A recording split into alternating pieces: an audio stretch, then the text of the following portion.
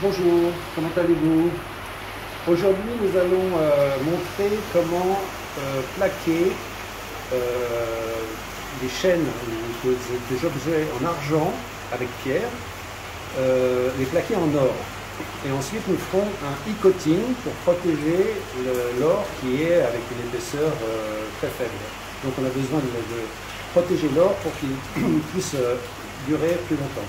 Donc pour commencer, on procède au dégraissage. Alors normalement, je ne peux pas vous montrer ici, mais il y a la première phase d'ultrasonic cleaning. Donc les éléments sont d'abord nettoyés avec des ultrasons. Ensuite, on le nettoie avec une solution chimique. Alors, on a un bain donc de sel avec un redresseur fixé à 7 volts. Donc on met à 7. Voilà, 7, si on peut, voilà. Voilà, alors l'anode est mise sur une stainless steel, sur un acier pour l'anode, et puis la cathode, ben, c'est votre bijou. Voilà. Alors faites très attention à ce qu'il n'y ait aucun contact entre les éléments, pas tellement pour le coating, mais surtout ensuite pour le e-coating qui n'est que finalement un revêtement, donc qui a tendance à coller d'ailleurs. Donc là, vous voyez que ça fonctionne parce que vous avez des microbules qui mécaniquement dégraissent votre surface. Donc vous le laissez environ une minute de dégraissage. Et ensuite, on procédera à un rinçage très poussé pour éviter qu'il y ait toute surface, tout élément chimique qui vienne en solution dans la solution d'or. Évitez de mettre du sel dans votre solution d'or. Donc pour ça, il faudra un nettoyage très poussé. Bon, alors on va dire que ça fait une minute. Voilà. Ensuite, un premier rinçage à l'eau minérale. Je déconseille l'eau du réseau, l'eau du robinet, parce qu'il y a quand même pas mal de chimie, il y a pas mal de chlore pour éviter les microbes, etc. et antiterroristes et tout ce qu'on veut. Donc, l'eau minérale en bouteille, c'est très bien. Mais ensuite, on procède encore à l'eau minérale, mais à plusieurs bains. Le premier bain, le deuxième bain, troisième, quatrième, voilà. Et on finit par un bain d'eau DI water, d'eau, je ne sais plus comment on appelle ça, enfin d'eau de batterie, quoi, qui n'a pas de minéraux, qui contient rien du tout, ni de chimie ni de minéraux, qui est une eau d'évaporation en fait. Et voilà. Ensuite, donc le nettoyage, dégraissage, rinçage est terminé. Ensuite, on procède à une activation. Activator, c'est un composant chimique qui favorise le plaquage, qui va activer la surface, qui va la rendre bien propre. Ensuite, DI water. Maintenant, c'est que du DI water, c'est que de l'eau de batterie.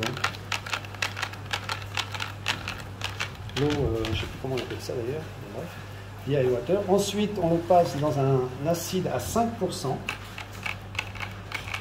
C'est de l'eau DI water plus acide sulfurique, 5%.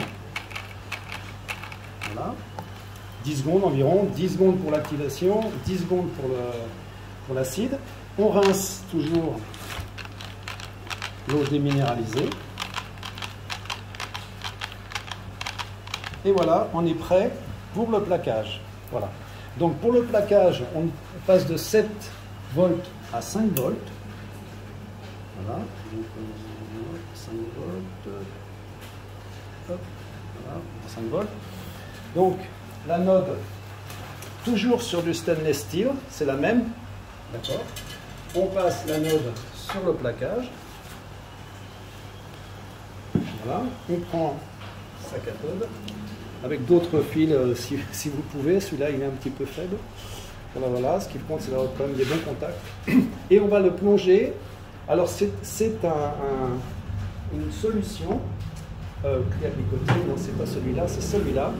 C'est du 18 carats gold flash attention, c'est pas du micron, c'est du flash. Donc on le laisse 5 secondes, ça suffit. Si on le laisse plus longtemps, la couleur a tendance à foncer et devient presque trop foncée. Pour l'Asie ça va, mais en Europe c'est trop foncé. Donc on va compter 5 secondes. On y va. 1, 2, 3, 4, 5. Et voilà. Donc vous voyez que la rapidité du plaquage, c'est quand même assez impressionnant. Bon, il n'y a pas grand chose, hein. C'est du flash. Mais la couleur est là. Donc, ensuite, on débranche. On le rince dans une eau qui va permettre, donc bon, cette eau va contenir un petit peu d'or, puisque je sors du bain, donc c'est de la récupération. Ensuite, cette eau pourra compléter le bain lorsqu'il sera un petit peu évaporé. On pourra utiliser cette eau-là, d'accord? Donc de récupération. Voilà, le plaquage est terminé. Ok. Maintenant, on va passer à l'opération de e-coating.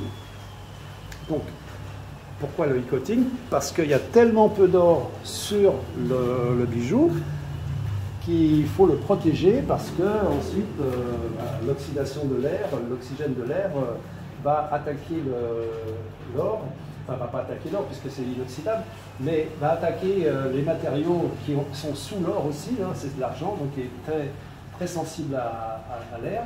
Il y a tellement peu d'or que bon, l'oxygène de l'air va faire réagir. Donc on va le plaquer.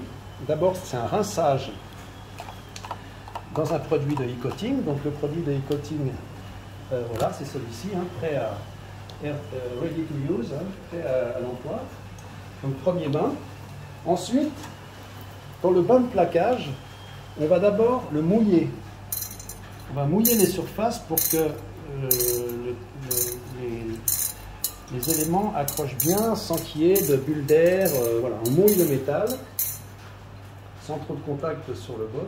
Et ensuite, on va passer au rectifieur donc, de e-coating. Alors là, on l'a réglé à 30 volts. Pour le moment, c'est suffisant. C'est une petite machine qui monte à 60 volts. Mais là, bon, bah, 30 volts, ça nous suffit.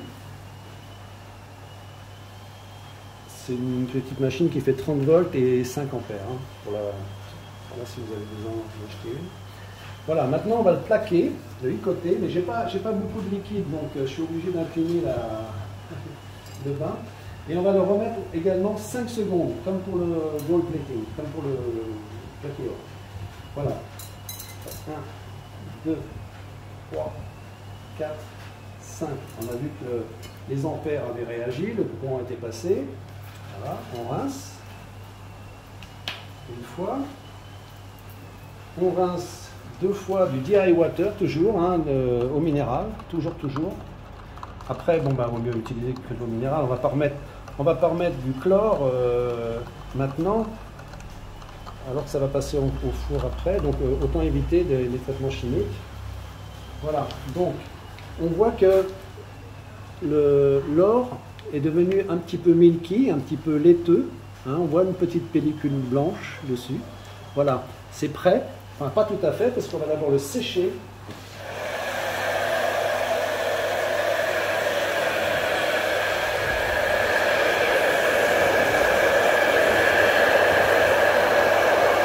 Alors, il est préférable de le sécher à l'air froid, c'est pas la peine de le sécher à l'air chaud. C'est ce qu'on dit. Voilà.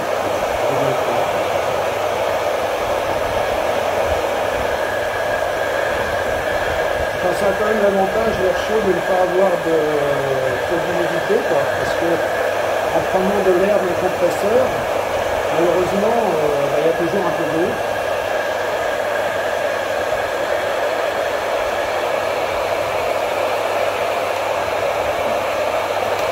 Il faut vraiment que ce soit bien sec.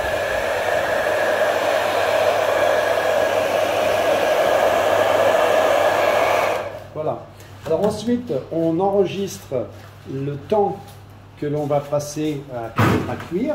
C'est-à-dire que là, mon temps, j'enregistre 1 minute 04, 1 minute 04, et je mets mon bijou dans le four qui est réglé à 150 degrés. 150 degrés, il faut que ce soit bien réparti, hein. Il faut que le four soit allumé une bonne demi-heure avant pour que la température soit complètement uniforme à l'intérieur. Sans le ventilateur, c'est pas la peine parce que avec le ventilateur, une face serait plus chaude qu'une autre face. Donc pas de ventilateur, pas de fan. Et on le met à prendre, à cuire comme un poulet. Voilà. Et voilà. Donc maintenant, alors là, ces bijoux, on l'avait mis à quelle heure? On l'avait mis à quelle heure? 47, 67. Donc on vient de passer. Ah, il est temps de. Ça c'est 1 minute 5, donc on doit le sortir à 1 minute 7. Dans 2 minutes, on doit sortir.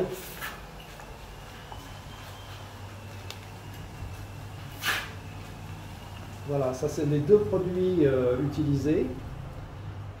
Voilà, plus de l'activator. Activator qui est... Alors, bon, ce produit-là, pour le dégraisser, j'utilise un degreasing powder. Yes, voilà, ça c'est mieux. Avec 3 cuillères par litre. Voilà, ça c'est pour attendre quelques minutes à la fin de cuisson. Donc, qu'est-ce qu'il y a d'autre? Ah oui, donc là vous pouvez voir ce qui a été fait précédemment. Donc on voit que c'est quand même super beau, hein.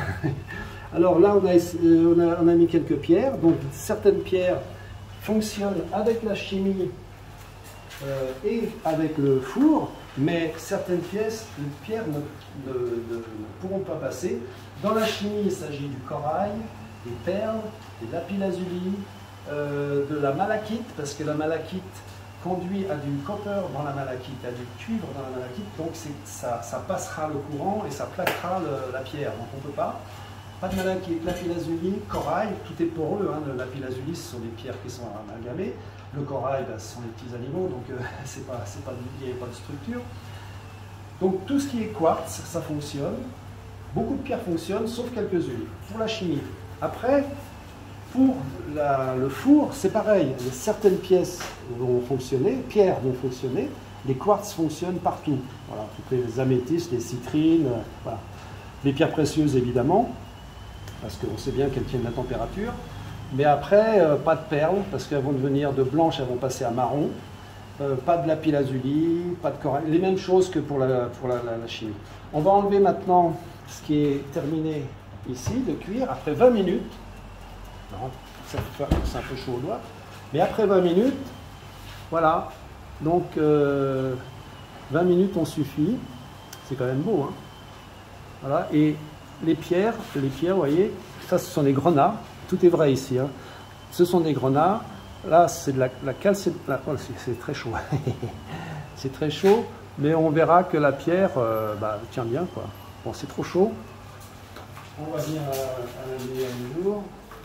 Voilà, la calcédoine n'a pas changé de couleur. Voilà. Et donc, voilà, un petit galop d'essai sur le plaquage et le e-coating que je découvre aussi. Voilà, je vous remercie de m'avoir écouté et puis je vous souhaite plein de succès avec vos plaquages éventuels et vos recherches en plaquage et autres, hein. Ça évolue tout le temps, il y a toujours de meilleurs produits et c'est de plus en plus facile.